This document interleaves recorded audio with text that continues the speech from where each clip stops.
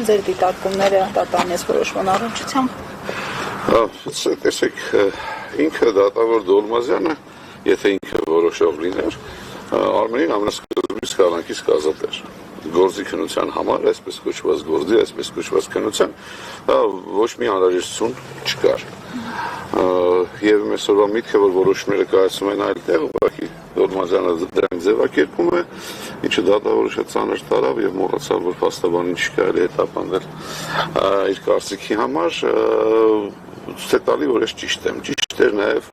իմ դիտարկումը ապացուցված կայացված որոշմամբ,